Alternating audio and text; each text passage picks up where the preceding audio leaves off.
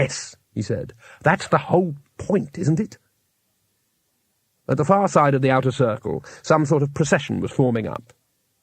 But priests are good, kind men, said Two-Flower. At home they go around with begging bowls. It's their only possession, he added. Ah, said Rincewind, not certain he understood. This would be for putting the blood in, right? Blood? Yes, from sacrifices.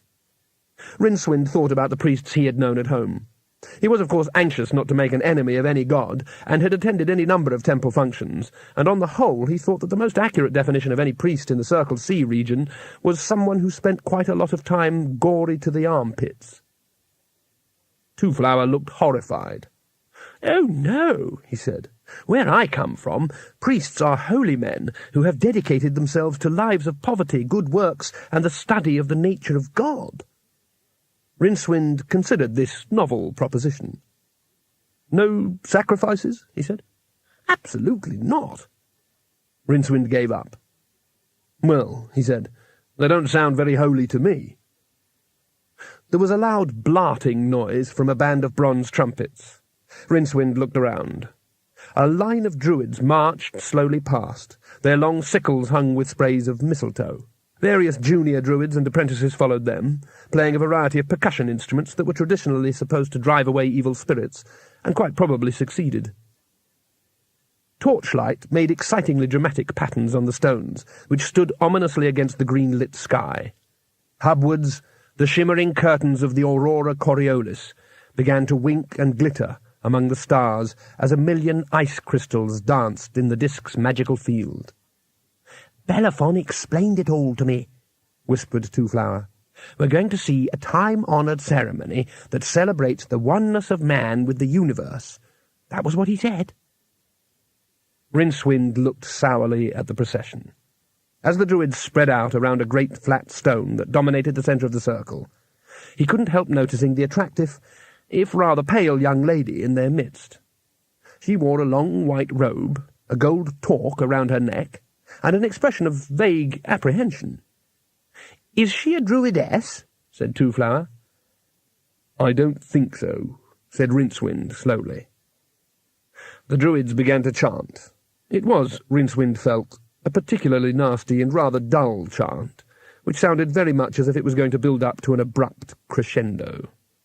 The sight of the young woman lying down on the big stone didn't do anything to derail his train of thought. "I want to stay," said Two-Flower. "I think ceremonies like this hark back to a primitive simplicity, which—" Yes, said Rincewind, "but they're going to sacrifice her, if you must know."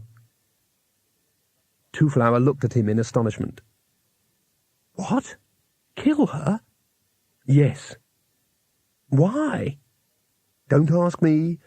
To make the crops grow or the moon rise or something. Or maybe they're just keen on killing people. That's religion for you." He became aware of a low humming sound, not so much heard as felt.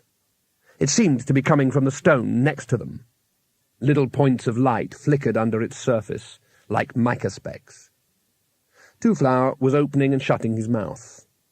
"Can't they just use flowers and berries and things?" he said. "Sort of symbolic?" "Nope." "Has anyone ever tried?" Rincewind sighed. "Look," he said, "no self-respecting high priest is going to go through all the business with the trumpets and the processions and the banners and everything, and then shove his knife into a daffodil and a couple of plums. You've got to face it. All this stuff about golden boughs and the cycles of nature and stuff just boils down to sex and violence, usually at the same time." To his amazement, Two-Flower's lip was trembling. Two-Flower didn't just look at the world through rose-tinted spectacles, Rincewind knew. He looked at it through a rose-tinted brain, too, and heard it through rose-tinted ears. The chant was rising inexorably to a crescendo. The head druid was testing the edge of his sickle, and all eyes were turned to the finger of stone on the snowy hills beyond the circle, where the moon was due to make a guest appearance. "It's no use you—" But Rincewind was talking to himself. However, the chilly landscape outside the circle was not entirely devoid of life. For one thing, a party of wizards was even now drawing near, alerted by Trumon. But a small and solitary figure